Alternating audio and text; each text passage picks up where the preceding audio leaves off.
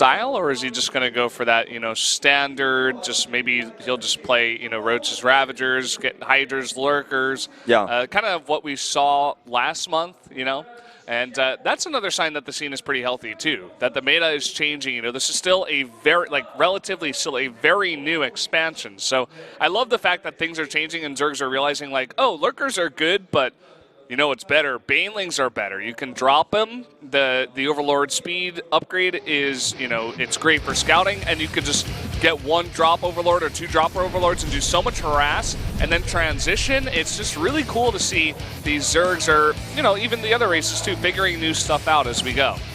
Now looking at these two players, Losira was the king of MVP last season. He was playing the best games for the team. He was the MVP. He was the player that went out in the ace matches most of the time. But this season, he's only been fielded twice on his new team, KT Rolster. He's not as big of a star as the others. But on the other side, Creator has only been played. He's only been played once, and I can't even remember the game. It was a while ago now. Must have been at the beginning of round one. I don't remember it either, man. And he's coming out here once again to try to prove himself. And if they're using him over SOS at this point, even to give him a chance up against KT, where they had a very, very, close match the last time, and KT obviously is a very strong team, they must have confidence in this guy. They're not just saying, oh, we're too well, we're just going to throw some rando out there and see how he does. No, they're like, okay, Creator, you practiced for this map, you're getting a Zerg, we trust you to do well tonight. Losira is doing what he does best here with this pose. Monday Caster has faith that they have a reason here for Creator. And this is sometimes how I vote when I see someone like this. I'm like, Losira, I'm not so sure, but they're using Creator. He must be on fire right now. Yeah, could be. But guys, let's jump into game number 2 now. Losira versus Creator.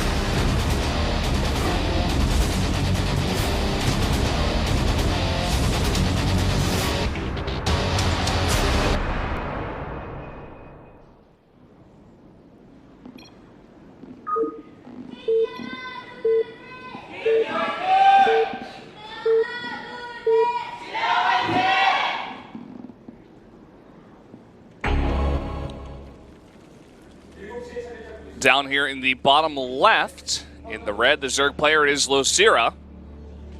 And up to the top right, in green, it is Creator.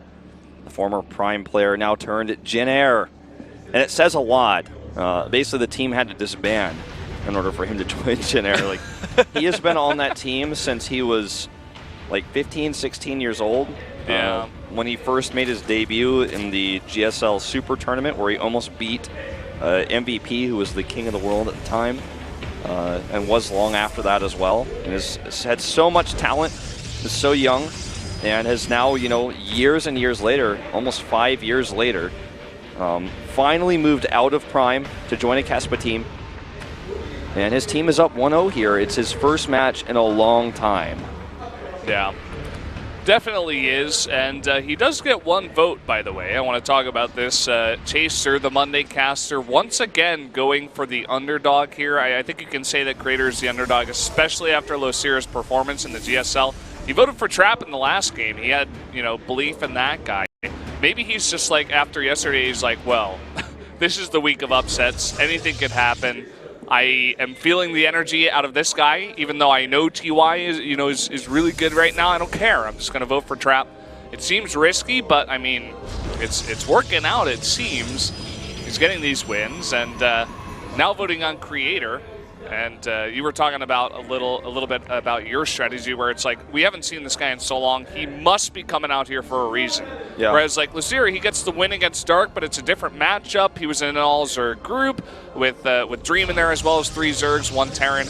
And it's a totally different matchup. It's Orbital Shipyard, Yeah, this is the map where we've been seeing nothing but PVTs. Yeah, every day. So it's kind of weird. It leads me to believe that until Friday, when their rosters were released, both players were expecting a Terran or a Protoss, and then they got a Zerg, or in Creator's case, he's probably going, oh well, I expected maybe a PvP or a PvT.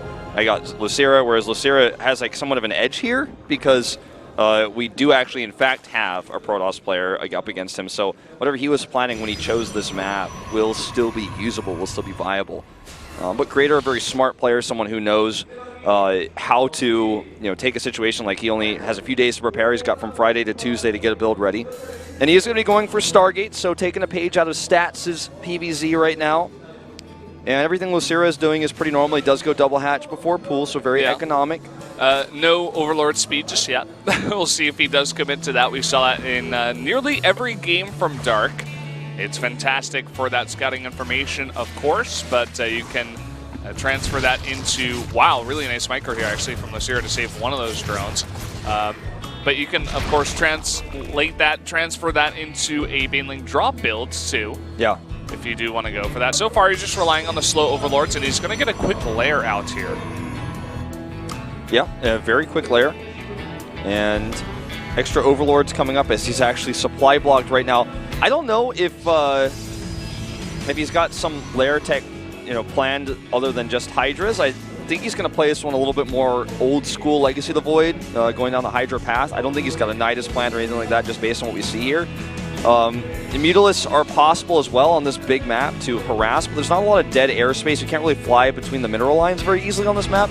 Like the mineral lines at the top of the map, you can get cut off there by Phoenixes or Stalkers even and get trapped. And then the third base, you're also exposed to Stalkers that were in the main base defending. It's just not a good map for Mutas, in my opinion. So I don't think we're going to be seeing that. Especially with the Phoenixes coming out here, it's just like, even if I wanted to go Phoenixes or other Mutas, it would be kind of it's counterintuitive so good right now. Yeah. And of course he does see the Phoenixes out on the map with his Overlords. I think he's lost 2 so far. Didn't pull them back quite early enough. And the Phoenixes are coming over here to do some scouting information, try to snipe some more Overlords. We do have a Hydralisk Den on the way, so it does look like more of that standard style out of Losira. No Roach Warren just yet. Yeah, just skipping it entirely here. And it is going to be, as you mentioned, the Hydras. Phoenixes will go in and look for the scout on this. And they will find it here if they just go a little bit further south. Hasn't seen it yet. Not yet. Saw the lair, and that's about it. A lift up here on a gas drone, so not a ton of harass here. Now he's getting more. He was distracted perhaps by this Ling run by that Zealot's on hold position for some reason, so isn't helping out, isn't doing his job. And a Hydra range coming up. These Phoenixes still don't know what they're up against, but they're going to continue to harass. Yeah, who was it yesterday? I think it was Stark, actually, that went for a very fast Hydra build and just tried to attack with, like, Lings, Banelings, and Hydras and try to hit some timing. It didn't work out, as he did end up losing. I'm not sure if that was Dark who did that or some other Zerg, but I Dark does that a lot, so, I mean, I think it probably was. Even if it wasn't, like, I can understand why your memory would think that, because that's what I'm thinking. Because he likes to do that style because the Banelings force the force fields to go down and the Hydras shoot over the force fields. They have good range, it's a good composition. If you miss your force fields or your Zealots get around them, you end up losing those. Queen steps a bit too far away from the Spore here and will actually be picked up and killed. Hydra's not ready yet. And because all these Hydras are all together here, as a few pop out, he can fight these Phoenixes, but they're not coming over quickly enough. And he ends up losing another Overlord. So Losira actually spending a lot of this game supply blocked because of the Phoenix harass. Yeah, not the cleanest build so far, but he does have those Hydras now coming out, pumping off of 3 bases, and no sign of him wanting to get a 4th base either. He hasn't broken down the rocks. He hasn't had many units to do so yet, but it's mainly just only units here after 59 drones. Only Lings, only Hydras. And looking back at Creator's base, he doesn't have all that much outside of the Phoenixes. So maybe Losira was like, oh, you're going Phoenixes to start. This is a very standard build, but I've got a counter for that. It's rushing out Hydras with range and then going for an attack, breaking down your rocks, or maybe just coming from the right side, just going straight for the attack. Yeah, and what he can do with this too is trade with the Hydras. They have such good range against all of these gateway units, then back off and make lurkers. His lurker den is on the way right now. He's going to have quite a bit of Ling support for this attack as well. It's a really long map, and if he gets good force fields here, he can actually delay this, but he's very late on that, in fact, and we'll now have to take a straight-up fight. Force Field's just going to delay the attack here from Losira, not going to cut off any of those Hydras as he begins to build a bigger and bigger army here. Not even going for a 4th base, he's going for a macro hatch at his 3rd. So here we go, attack coming down. Overcharges are not helping here as they get burst down really quickly. Is really abusing Creator's building placement here as well, just kind of going to the side, avoiding the overcharge, then bursting it down when the gateway units move away. Meanwhile, he kills the gates, or rather, damages them and also controls the ramp. Creator's army here is way too small Probes off the line here, and now he just kites back. Don't forget, the Lurker Den is almost finished. All these range Hydras are doing serious work to these Zealots and Adepts. Yeah, look at the bank right now of Creator. 1,300 minerals, 1,200 gas. He's trying to pump out Immortals here desperately, and he does get one, a couple in a good position, and more force fields going down. Yeah, the problem is there was not much of a reinforcement from Losira, so it looks like this attack will finally be cleaned up. And this was basically an all-in. He didn't make any probes. He was at 56 workers this entire time. I said probes, I mean drones. Of course he didn't make any probes. He's a Zerg player, but 14 Hydras just now being made. It looks like some indecision here from Losira. Like he couldn't quite figure out if he really wanted to commit there or not. And I totally understand the frustration because the rush distance on this map is insanely far away. Yeah, I mean, this is part of the reason why we do not see Zergs too often on this map. I mean, once this happens, your fourth base is not going to be in a great spot. You're either forced to go into an all-in like this, or you kind of just struggle in a macro game against a Protoss who's getting a really, really easy 3 bases. It looks like Losira did want to hit Creator before he had much of an army on those 3 bases, and it didn't quite work out. Look at what Creator's doing. He hasn't scouted the Spire, but he's like, I think you're like saving, like where was the follow-up attack? Where were your reinforcements? You must have a big gas bank. He does, 1,300. I think he's like, you must be going mutas. It's a muta switch. That's what's happening here. He's starting a second Stargate. He's starting Phoenixes. He hasn't seen the Spire. He's thinking it's hidden maybe. He's like waiting for it, but it's not coming, you know? He thinks it's mutas, but it's not. Yeah. It's a Nidus, in fact, is what it is. So let's see if he can identify this. This drop harass may give him a hint. It's going to be like a Lurker Nidus. Lurker Nidus. Here we go. I mean, I suppose he could just use the Nidus for some harass while he defends with the Lurkers. He's got all of his Lurkers morphing over by the 4th base that he is taking. But what a wonky game here. Yeah, this is really strange, to be honest. More Zealots coming in here into the main, it looks like. Yeah, these slings are going to be cleaned up. They're about to have charge, but they're still not going to see that Nidus network. He doesn't have vision of it. He hasn't scouted it, and that would be so important right now. Look at this Overlord, though, to the right side. He's not spotted it. There goes the Nidus. Creator needs to react here. He's moving his units back right now. Actually, no, he's not. Okay, he does finally move them back. He's got an Immortal here. Just now does he recognize it, and here we go. The Lurkers are bunching up in there, and they are going to burrow down. A bunch of lifts coming down here as he does have detection. Yep. The Immortals coming in too, but that is a lot of Lurkers, and more Lings are pouring out of that Nidus. Does he have detection, actually?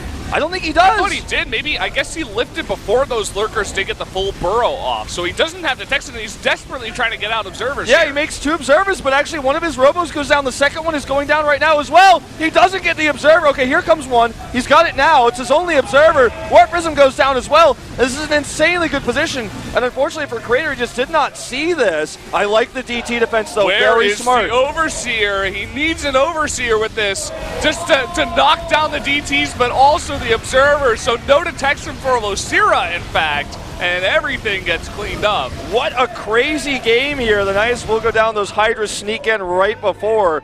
Dark Shrine MVP of this game. Creator did take a lot of damage, though, and he's actually down 20 workers. However, he has that 4th base up right now to the left side of the map. Something he can use. He can make 4 probes at a time. He can get that probe count back up. This game is not over by any means, and it's hard to really say who's ahead. Creator has a huge mineral bank, so that's something he's got going for him. Let's see if he can hold on to this base. He moves over his Archons here. I think he should be fine on defending this.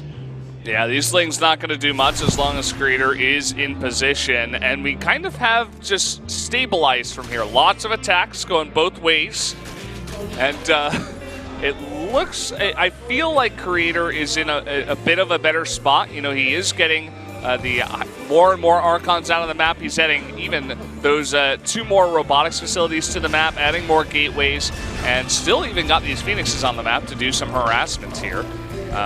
And he knows what the composition now is of Losira. It's basically just Lurkers, Hydras, and Lings. So as long as he can make that composition with the charge slots, with the Immortals and the Archons, he should be okay. It looks like he wants to, remake those important Robos, first of all, because he lost both of those in the earlier fight. This Nidus gets seen immediately, warps in DTs once more for the defense. This overcharge is going to defend the 4th base. I don't think this Nidus is going to even unload a unit. Down it goes. One Ling. One poor Ling comes out and gets sliced by a DT. He tried to put changelings in the Nidus. I guess they can't go in there. I don't know how that works, but this Robo's positioning here is also going to have faster reinforcements for his Immortals coming out. He's going to do this without Disruptor Tech. He's doing it, like you said, totally classic mass Immortal style. Yeah, mass Immortal, mass Archon, and there are only 9 lurkers out of the map. It looks like he's making one more right now to go to a total of 10. But as long as Creator can add in a bunch of Zealots to tank the initial attack, he should be in a good place to attack against these lurkers. Yeah, the barrier control is going to be important, the splits. But we've seen just overwhelming amounts of Immortals can break those lines so easily if you control them properly. And Creator, very well known for his control. Not so much with his observers, but maybe that was the plan with the Nidus all along. For those of you guys who have been watching StarCraft 2 in Korea for a long time, you know Creator's thing he's known for him in the Korean scene and in the foreign scene is his losing of his observers, flying them into spore crawlers, turrets, etc. So we do see he's positioning himself to take, looks like an aggressive 5th base here. Interesting position. I guess it's going to allow him to attack and defend. While he's transitioning to Tempest, Psystorm, he's going to have +3. Losira only has +2 for his lurkers. And Losira is double expanding to the bottom right of the map currently. Yeah, and this is another hard part of defending on this map.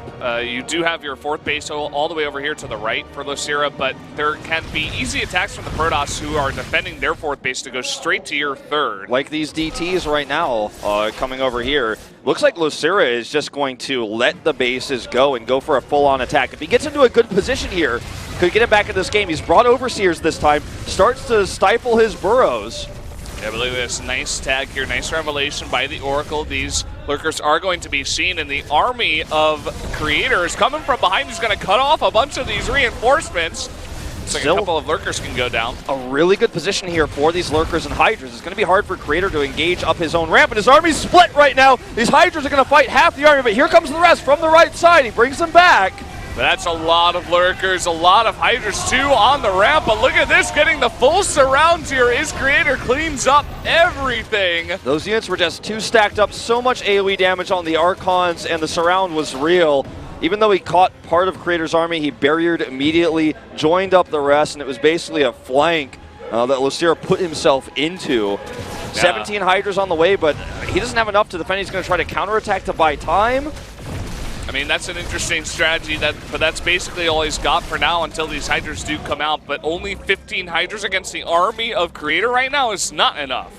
Lings don't have any upgrades besides speed, by the way, so you see the Lings, when they fight the Zealots, have a big problem because Zealots have +3. An evacuation of this base. Lurkers are being canceled here, and it looks like Creator is going to give us yet another upset, Valdez, here. I don't know what's going on, man. Everything is wrong. It's like opposite week here at Pro League. He's got Storm as well for any of these Hydras and Lurkers he can get his hands on. Nidus is going to go down. More Warpins here right in the face of Losira. So many Immortals here. And this game is over. Looks like he's about to type out. He can't come to terms with it, but there it is. GG. Creator brings the 2nd win here for Jin Air.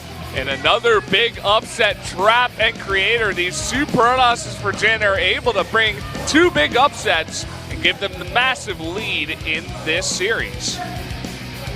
And it's possible that if we see the next match go to Jin Air, we won't even get to see that Maru Stats game that everyone is looking forward to.